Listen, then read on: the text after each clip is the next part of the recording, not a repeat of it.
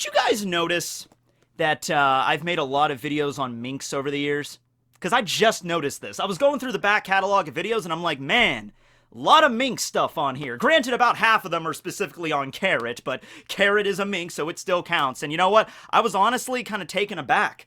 Kind of disturbed, honestly, that I've talked about them that much and have yet to talk about the place where they all come from. I have yet to make a Geography is Everything episode on ZOU itself. I was like, that blew my mind. Now, granted, I did do a video on Zunesha, the giant elephant where ZOU is located, and, you know, the elephant carries ZOU on its back, but I haven't made a video about the country itself, and we've already covered this in that video. Zunesha is an elephant. Geography is everything, but elephants in particular exist outside of everything. In fact, they're the only animal that exists in some other parallel universe that is kind of part of our realm, but isn't. You know, every other animal could be geography. If ZOU was on the back of a hippo or a giraffe or a condor, that would be considered geography. But elephants specifically, of course we all know this. We find this out when we're in like second grade, that elephants exist outside of our reality. But yeah, so, right, I don't know where I'm going with this, but intro!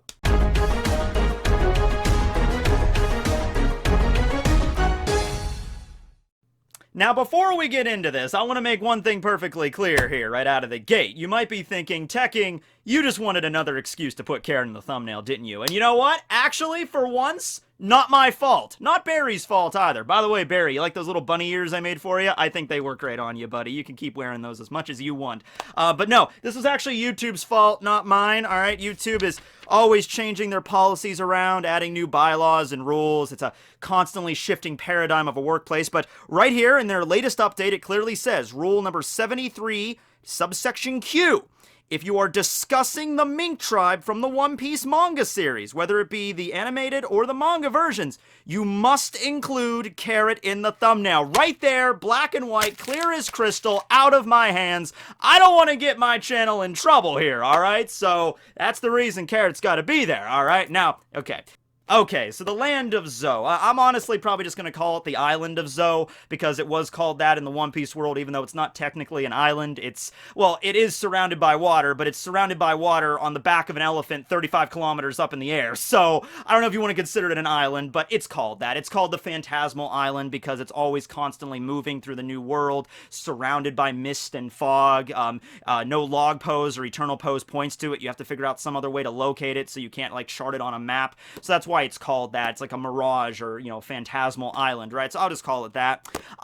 There's a bunch of different aspects to this, like layered on top of each other, that all refer to the same thing, but in like different aspects of it. Sort of like how in our world you have Great Britain and England and the United Kingdom, which I'm sure if you live in that area, you understand the differences between all of those, but to an outsider like myself, it gets kind of confusing. Great Britain is the island, like the name of the actual island itself. England is a country on that island, and the United Kingdom makes up a bunch of countries on that island, right? So it's kind of the same thing with ZOU, where you have Zunesha, the name of the actual elephant that carries ZOU on its back. ZOU itself is the name of the island, or the, basically everything in this giant walled city, including a forest that exists on the back of said elephant. So this specific area right there is called ZOU. The rest of it is Zunesha, because that's the name of the elephant. And then you have, to further it, you have the Mokomo Dukedom, which is basically the name of the governmental body that exists inside of the walled city of ZOU, on the back of Zunesha, the giant elephant.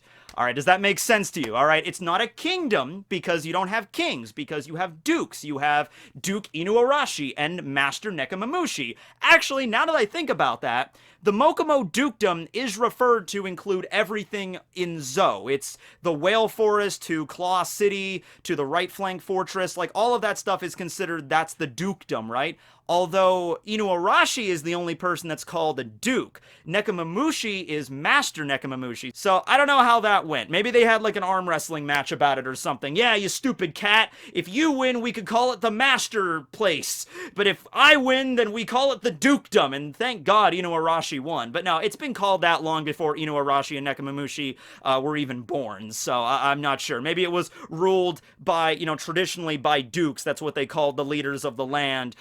And when it got to Nekomamushi and Inuarashi, they did things differently because they split it down the middle, you know, where Inuarashi rules during the day and Neko rules at night. So that didn't always used to be the case on ZOU. That's something that didn't start until Neko and Inu took over, right? So yeah, it's been called the Mokomo Dukedom for literally centuries, literally millennia.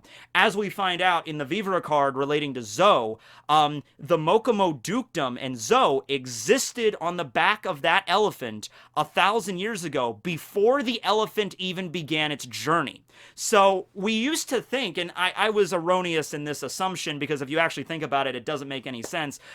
We learned that's like, okay, Zunesha's been wandering the New World for 1,000 years. So we assume it's 1,000 years old. But that doesn't make any sense, because obviously the elephant, as soon as it was born, would not be like as big as it is now to carry an entire country on its back.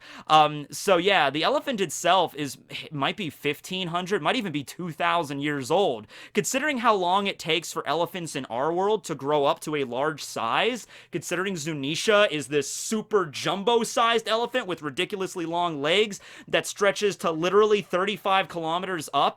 Well, 35 kilometers from the seafloor where it's walking all the way up into the clouds, which is still, it would be 25 kilometers in the air. You see this diagram here when I did the Zunesha video. That's still well above the white sea with this diagram. It doesn't really appear to be that big in the actual manga, but those were the official measurements, so I don't know. You ask Oda, not me. I don't know. But yeah, it probably took a long time to get that big. So yeah, long before it began its journey, it defied this promise, and it had to walk the seas for an eternity as a punishment. The Mokomo Dukedom existed on its back. We'll get backstories to this, but this would have to be a backstory that would have to be even further back than the Void Century, because the Void Century was 900 years ago, and this was, Zunesha was already wandering the ocean at this point. So yeah, the time when the Mokomo Dukedom was founded, probably, you have the whole thing with Shandora, which was like 1,100, 1,200 years ago. Maybe it could fit into there, where it took a few hundred years for the elephant to grow up to get big enough to actually support an entire country on its back. And then like a couple of centuries before the Void Century, that's when ZOU was actually founded. And then it did something with this promise, and then it violated the promise. And as penance, it was forced to walk the earth forever, or until, it was admonished of its crimes, whatever it would happen to be, right? And also the elephant itself, Zunesha, is an intelligent creature. It's just not anybody can just hear it. Luffy and Momo were able to. But beyond that, nobody can hear it, but it is a very intelligent creature, okay? So yeah. So that's the elephant. Then you have ZOU, the land inside of this border, this, walled city that includes the whale forest, which was the place with this giant whale tree. Inside of the whale tree is where the road poneglyph is located. The whale forest is also the home base for Nekomamushi and his forest guardians. That's where they all live and they hang out. That's where their barracks are. Then you have Claw City, which is located directly in the center of this circle. This is like the main hub of commerce in the land of ZOU. This is where all the businesses are, the mink bakery and the post office and the city hall. Oh my god, can you imagine? Like, that would literally be Kangaroo Court if they ever had trial on ZOU. It's just like, this is the case of the month for the Mokomo Dukedom. Mr. Joe Horseman. Mr. Joe Horseman is accused of stealing some apples from Mrs. Lady Donkey's Worth. So we're going to be having this little argument here, and it's like this Kangaroo Court, because a kangaroo is literally the judge. So yeah, it's just regular society though, okay? The entire city is equipped with various aqueducts and canals, because the way that the city gets water is that Zunesha, with its giant trunk, goes into the ocean, sucks up a bunch of water, much like elephants do in our world, to bathe themselves and to drink as well, and then spews the water out of its trunk, and it just torrential rain just falls on the land of ZOU. It would be kind of scary if it was the first time you were witnessing this. You're just walking around the land of ZOU, and then all of a sudden, giant, like just a huge flood, just poosh, just lands on you. But the minks are accustomed to this, living on the island for well over 1,000 years, so they've constructed things, and I'm sure it's like it happens at the same time in like regular intervals every single day. It probably happens around the same time. So it's like, oh yeah, we should probably, get inside for the next maybe 5 to 10 minutes, and okay, and then the water goes into the canals. That's also how they get food, because mink culture dictates that as long as it doesn't have fur, it's fair game to eat. So they're not vegans exactly, even though they are, in fact, animals. But, that's not how it works. It's like, oh, yeah, stuff like snakes, alligators, crocodiles, fish, we can eat all that stuff as long as it doesn't have fur, okay? Even in the case with humans, they just consider humans lesser minks. So they don't eat humans. That was actually a misconception that Law and a lot of the other people in the world viewed the Mink tribe like, oh, they're cannibals. If you ever land on their island, they'll eat you. I guess not really cannibals because they're not humans eating humans, but you know what I mean. Like, oh, they'll eat humans. But no, that's not the case. That's something I imagine they might get a lot. Like, don't you guys eat humans? Like, no, we don't eat humans. Oh, this old thing. Yeah, no. I don't know why you guys keep thinking we do that, but we don't. We enjoy fish. Cut to Beppo just fishing a giant salmon out of the water, and he is a polar bear, and just this was delicious. So yeah, that's what they do, right? So yeah, they got the aqueducts and everything that collect the water. I'm guessing also some kind of freshwater conversion system, because that's the only way they could get drinking water, but it's not drinking water, it's ocean water, it's seawater. So I'm imagining there is some method to that when it catches the water and you have water like salt water there to maybe keep the fish in until it's time to cook and eat them, and then maybe some kind of filtration system which removes all of the salt and the salinity so you can actually drink it. So they probably have all this locked down after centuries of engineers working with this. Okay, so that's a feature of it. Aside from Claw City and the Whale Forest, you also have the Right Flank Fortress. This is where, after Jack and the rest of the Beast Pirates attacked ZOU, they kind of decimated the city. So the Minks had to kind of run and hide in the Right Flank Forest Fortress.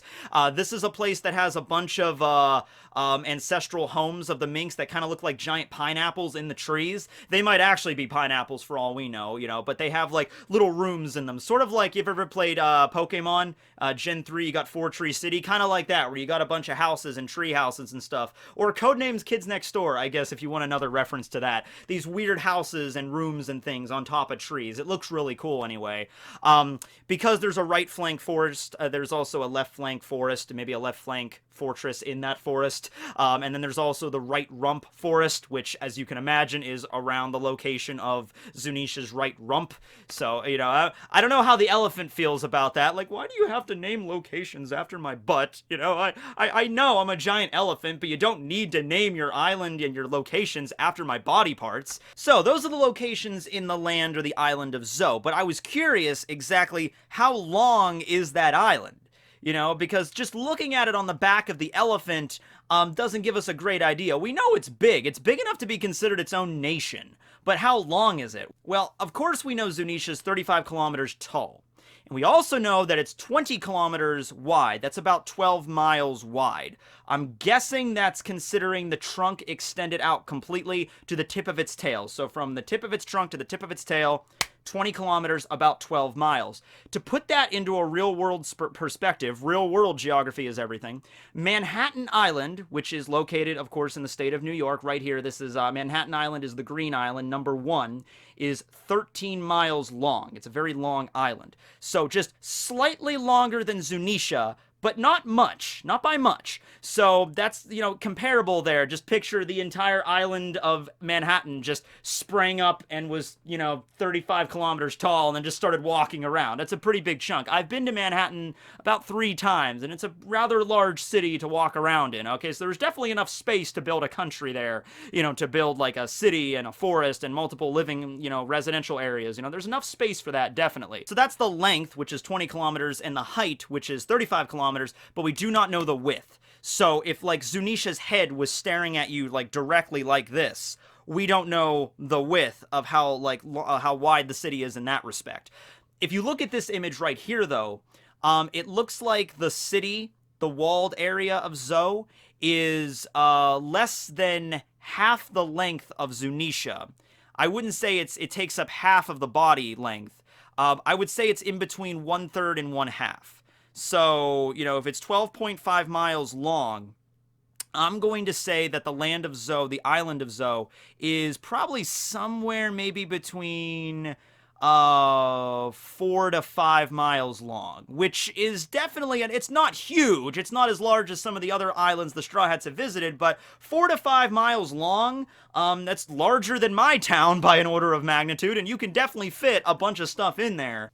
So let's talk about the history of this place, okay? So it was stated that, yeah, the Mokomo Dukedom's been here for 1,000 years, which means that not just the road poneglyph, but the ruins and stuff on that island might very well hold keys to understanding the world before the Void Century and during the Void Century. Robin didn't really go into too much detail with that. I mean, the road poneglyph itself is probably just a testament to how valuable this place is and how unique this land was, you know, being around for that long.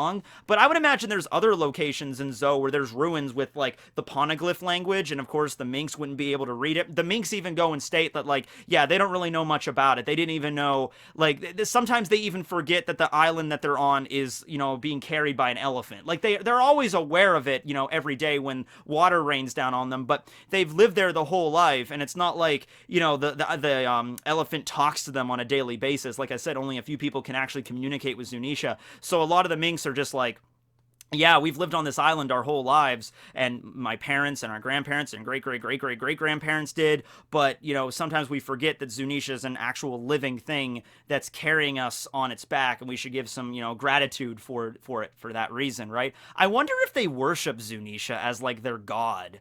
I mean, how could you not at that point? Like, it's literally the thing that's been carrying your entire civilization for a millennia, over a millennia. It's literally the homeland of your entire species. Because, yeah, minks are allowed to leave. It's not like they're, you know, they're forced to stay on the island, or, you know, or ZOU. They can leave whenever they want, like Pecoms did, Zeppo did, Beppo did. Beppo kind of left by accident, but yeah, you can leave whenever you want. It's just that's their homeland, the one place in the world where minks can, you know, live in peace and harmony without, you know, other people in the world getting upset that they're, like, eating humans or something. I guess, you know, they could also live in Totland. They seem to have a semi-peaceful existence in Totland, but Totland is messed up for a whole other bunch of reasons, right? But yeah, there's a lot of history involved here, and ZOU itself is not a very long arc in the story. It's only about, like, 25 chapters or so. So I think actually it's less than that. I think it's like 22, 23 chapters. But yeah, not a lot of chapters to really go on here, but I think we could definitely go back to ZOU at some point. Maybe when Carrot decides to go back or something, if she does, or if she stays with the crew. Or then again, I mean, ZOU is a moving island. So it's not completely out of the ballpark that Zunesha might get close to Wano by the time Wano ends. And you could, if Carrot is going to leave, that, like, Zunesha's right there. You could just hop on it and just rest or something, and, you know, they can, you know, march off into the fog. Or Carrot could stay and the other minks could go back, because, you know, Zunesha is a constantly mobile island. It might take a while for them to get there, but it could get there, you know, maybe someday. But yeah, I want to go back to there at some point, because I think there's a lot more secrets hiding within the whale forest and the ruins of that place, and maybe some other things that we can learn from that island and that elephant. Momo even said that the reason he was going to stay at ZOU was to kind of commune with Zunesha. We really haven't found out anything that he learned, if he was even able to communicate with Zunesha or understand it. I'm sure he probably did, kind of like in that scene with Avatar with Aang talking to the lion turtle. Maybe it was something like that, where Momo was, like, meditating on the head of Zunesha, and Zunesha's trunk, like, extends, and Momo steps on it, and it, like, the trunk, like, you know, here's little Momo, like an 8-year-old kid, this giant, huge, like, huge doesn't even do it justice, like this giant